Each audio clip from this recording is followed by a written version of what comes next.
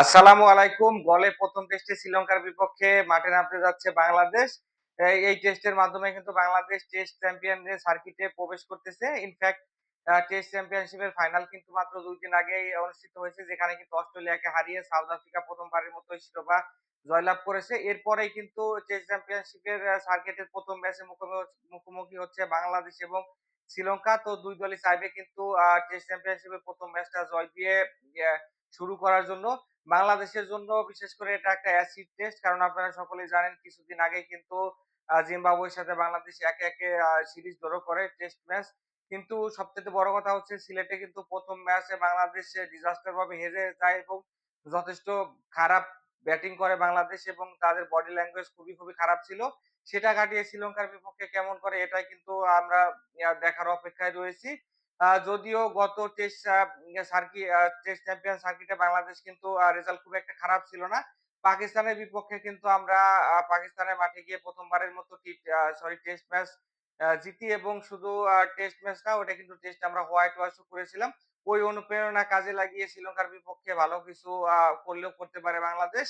তবে বাংলাদেশকে এই ম্যাচে যদি ভালো কিছু করতে হয় সেক্ষেত্রে উম আ টপ অর্ডার ব্যাটিং ভালো করার কোনো বিকল্প নেই। কারণ আমাদের বোলাররা কিন্তু বরাবরই ফাইট দেয়, সেটা টেস্ট হোক, ওডিআই অথবা টি-টোয়েন্টি হোক। ব্যাটিংরাই কিন্তু ডুবিয়ে দেয়।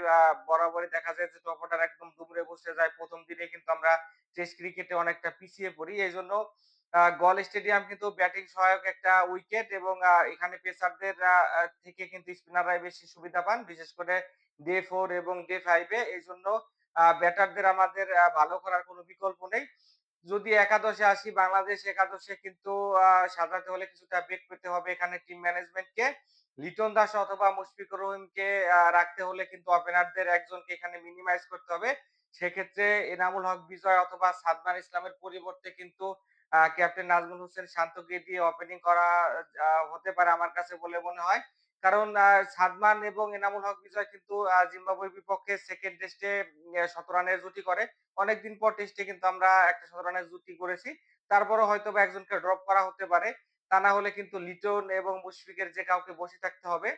যদিও এই ২ জনের কিন্তু ভয়াবহ অফ ফর্মের মধ্য দিয়ে যাচ্ছেন। ১০ ইনিংসে কিন্তু ২ জনে কোনো 50 প্লাস স্কোর করতে পারেনি।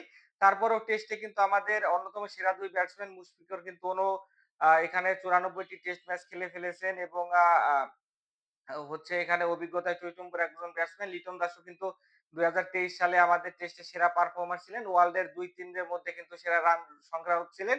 এরপর থেকে কিন্তু লিটন দাসের আ আ ফর্মটা খুব একটা ভালো যাচ্ছে না।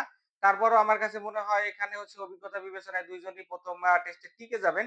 আমার কাছে মনে হয় ১ম টেস্টের স্কোরটা হতে পারে এমন, এখানে হচ্ছে আ শান্ত ওপেন করবেন। তার সাথে হচ্ছে এনামুল হক বিজয় অথবা সাদমানের যে কেউ থাকবেন। ওয়ান ডাউনে অবশ্যই মমিনুল হক, সৌরভ থাকবেন। তিনি কিন্তু লাস্ট ১০ টা টেস্ট ইনিংসে ৩ টা 50 প্লাস স্কোর করেছেন। যদিও ৪ টা এখানে 0 রানে করে আউট হয়েছেন তিনি। তো এই বিষয়ে কিন্তু তার আরো কনসেনট্রেশন করা উচিত বলে আমার কাছে মনে হয়। এখানে নাম্বার 4 এবং 5 এ অবশ্যই থাকবেন লিটন কুমার দাস এবং মুশফিকুর রহিম।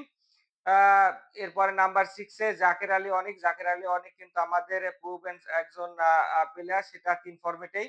লাস্ট ৫ টা টেস্টে ইনিংসে কিন্তু তিনি ৪ টাতে 50 প্লাস স্কোর করেছেন। তো জাকের আলী অনিকের কাছ থেকে কিন্তু এই ম্যাচে বাংলাদেশ ভালো কিছুর আশায় থাকবে। নাম্বার 7 এ অবশ্যই আমাদের মেহেদী হাসান মিরাজ থাকবেন। যদিও কিছুটা ইনজুরি কনসার্ন রয়েছে তার। তারপরেও কিন্তু ক্যাপ্টেন শান্ত এনশিওর করেছেন যে ১ম টেস্টে তাকে পাওয়া যাবে। মিরাজ কিন্তু আমার কাছে মনে হয় টেস্টে বাংলাদেশের one of the best performer. Best one of the না, বাংলাদেশের এই মুহূর্তে সেরা পারফর্মার কিন্তু এই মেহেদী হাসান মিরাজ। জিম্বাবুয়ের বিপক্ষে কিন্তু ২য় টেস্টে ১৭ রানের ইনিংস খেলেছেন। পাশাপাশি আ ৪ ইনিংসে বল করে তিনি কিন্তু ৩ বার ৩ উইকেট নিয়েছেন এবং ম্যান অফ দ্যা সিরিজও নির্বাচিত হয়েছেন। সাকিব আল হাসান পরবর্তী টেস্টে অলরাউন্ডারে কিন্তু আমরা মেহেদী হাসান মিরাজকে পেয়ে গেছি এবং তিনি তার জায়গাটা ভালোভাবে পূরণ করতে পারতেছে এখন পর্যন্ত। তো মেহেদী হাসান মিরাজ কিন্তু এই টেস্টে এক্স ফ্যাক্টর হতে পারে বলে আমার কাছে মনে হয়। ৪ জন বোলারের পরে নাম্বার ৮, ৯, ১০ এবং ১১ যেহেতু মেহেদী হাসান মিরাজ রয়েছে, তো ৫ জন বোলারকে কিন্তু আপনাকে খেলাতেই হবে। আ যা করার এখানে টপ অর্ডারে করতে হবে। আর বোলারদের থেকে সাপোর্ট কিন্তু এখানে নিতে হবে। এখানে মেহেদী হাসান মিরাজের সাথে মনে হয় ২ জন স্পিনারকে বাংলাদেশ খেলাবে। সেক্ষেত্রে তাইজুল ইসলাম অবশ্যই থাকবেন, প্রুভেন পারফর্মার এবং বাংলাদেশের বেস্ট স্পিনারও তিনি। তার সাথে এখানে আমার কাছে মনে হয় যে আ নাইম হাসানি থাকবেন। তার কিন্তু বলের পাশাপাশি ব্যাটিংটা মোটামুটি তিনি ভালো করতে পারেন। ২ জন পেস বোলার খেলাবে বাংলাদেশ। অবশ্যই হাসান মাহমুদ থাকবেন ১ম পছন্দের। কারণ হাসান মাহমুদ কিন্তু টেস্টে আমাদের এখন ১ নম্বর বোলার।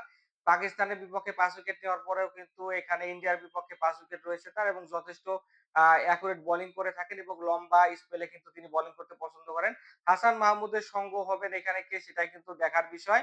এখানে হয়েছে ইবাদত হোসেন রয়েছেন অনেকদিন পর কিন্তু ইনজুরি থেকে তিনি এসেছেন। পাশাপাশি কিন্তু এখানে আ নাহিদ রানা রয়েছেন। আ আ তবে আমার কাছে মনে হয় এখানে ১ম টেস্টের বিবেচনায় ইবাদত হোসেন অথবা নাহিদ রানার কেউ কিন্তু এখানে দেখা গেলে অবাক হওয়ার কিছু থাকবে না। এখানে আ নিউ আ আ শ্রীলঙ্কা কিন্তু বরাবরই ঘরের মাঠে খুবই ভালো খেলে থাকে। বিশেষ করে গলে কিন্তু তাদের রেকর্ড চমৎকার। সান্দিমাল ম্যাথিউজের মতো কিন্তু সিনিয়র ক্যাম্পেইনার রয়েছেন, ডি সিলভা রয়েছেন। পাশাপাশি কিন্তু কুশাল মেন্ডিস রয়েছেন। তো বোলিং এ কিন্তু কিছুটা ইয়া ইয়াং সাইড বলবো আমার কাছে মনে হয়। বাংলাদেশ কিন্তু টেস্টে রেকর্ড খুব একটা ভালো নয়। এখানে শ্রীলঙ্কার বিপক্ষে এখন পর্যন্ত ২৬ টেস্টে মুখোমুখি হয়েছে এই ২ দল। যেখানে কিন্তু বাংলাদেশ একটি মাত্র ম্যাচে জয় পেয়েছিল ২০১৭ তে শ্রীলঙ্কার মাঠে।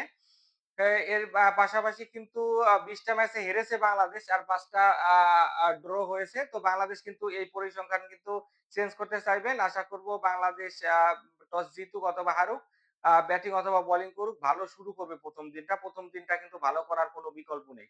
সকলে ভালো থাকবেন। বাংলাদেশ এবং শ্রীলঙ্কা টেস্টের প্রত্যেক দিনের আপডেট নিয়ে আমি থাকবো কামরুল হাসান লোকাল এক্সপার্ট এর সাথে। সেজন্য আমার চ্যানেলটাকে সাবস্ক্রাইব করে পাশেই থাকুন। আল্লাহ হাফেজ।